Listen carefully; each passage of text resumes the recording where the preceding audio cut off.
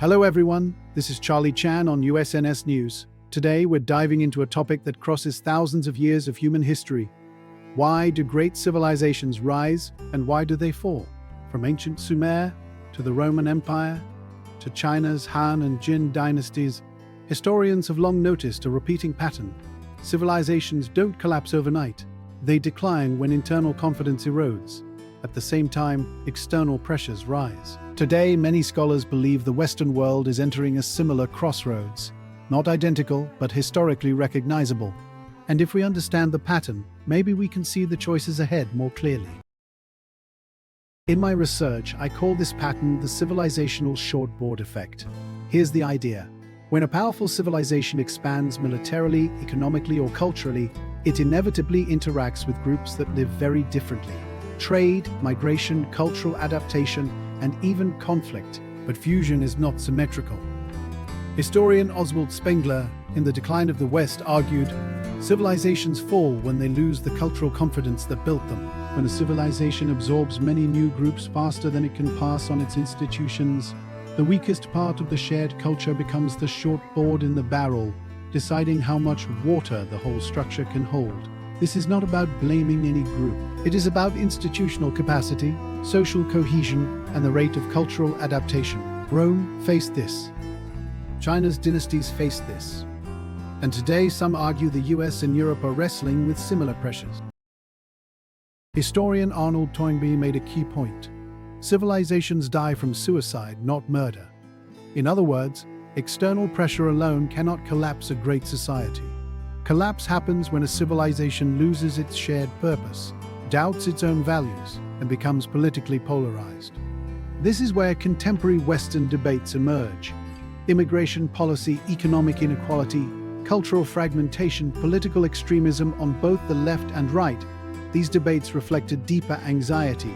Is the West losing the unity that once defined it? On the surface, US politics looks like left versus right. But many political scientists say the real battle is between liberal democratic capitalism versus ideological movements, both left and right, that want to replace the system rather than reform it. The US has seen intensifying populism, identity-based political mobilization, declining trust in institutions, competing visions of what America should be. This is where historical comparisons to Rome often show up, not because the US is falling tomorrow, but because the symptoms rhyme with history. Across the rise and fall of empires, historians observe three broad strategic paths that civilizations tend to choose when facing decline. One best strategy, external expansion and internal consolidation. Ancient Rome attempted this more than once. The logic is straightforward. Strengthen national confidence, expand economic influence, stabilize the borders, and unify the population around a clear civilizational mission. In modern democracies, however, expansion no longer means military conquest. Instead, it can take the form of technological leadership, global alliances, economic partnerships, and setting international standards that shape the world order. This strategy works when a civilization still has enough internal vitality to project strength outward, while reinforcing unity at home. Two middle strategy, strategic retrenchment and core preservation. Some civilizations avoid collapse by consolidating themselves. This approach often includes tightening immigration policies, reinforcing the rule of law, preserving strong and culturally cohesive regions, and reducing costly overextension overseas. History offers examples such as the Venetian Republic, which survived the chaos following the fall of the Roman Empire by remaining small, disciplined, resilient, and economically focused. A civilization that cannot expand may still survive by protecting its core and preventing further erosion. Three worst strategy, laissez-faire drift and waiting for fate. The most disastrous choice seen in many ancient states is simply to assume that things will work themselves out. This passive strategy typically leads to institutional decay, widespread social distrust, cultural fragmentation, and long-term instability. No civilization has ever survived on autopilot. When leaders avoid responsibility or refuse to act, decline accelerates, and collapse becomes only a matter of time.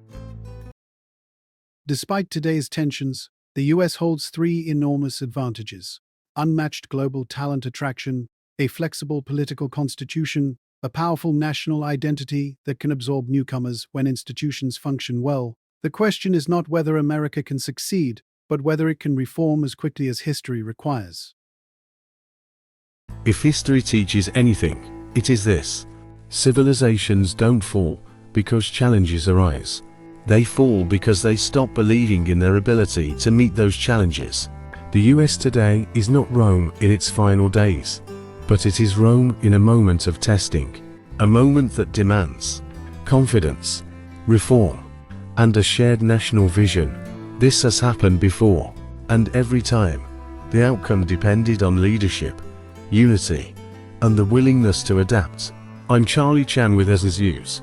Thanks for watching, and stay tuned for more deep analysis of the world's shifting geopolitical landscape.